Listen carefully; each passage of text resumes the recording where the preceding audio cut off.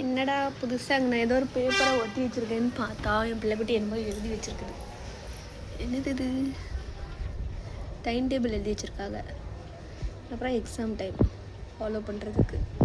Wake up, bath, dressing, tie hair, go to school, come to home, eat, sleep, tuition.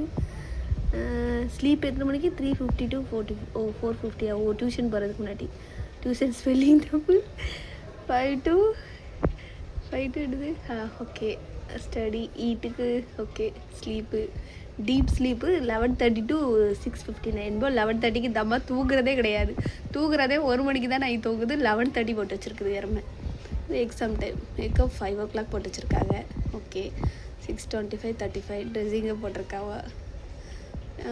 Go to school, come to home, eat, study, tuition, come to home, study, eat, அப்புறம் study. 1:45 to 11:45. 11:45 வரைக்கும் இந்த அம்மா study பண்ணேன்.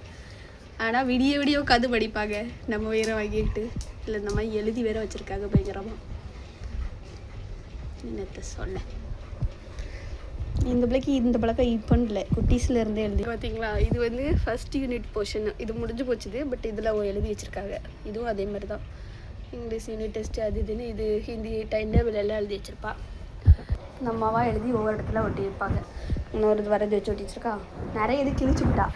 இங்கெல்லாம் நிறையா அங்கேயும் ஒரு semester போர்ஷனுக்குள்ளே தான் எழுதி ஒட்டி இருந்தது. அதையும் கிழிச்சாச்சு. இதே பழக்கம் பிள்ளைக்கு.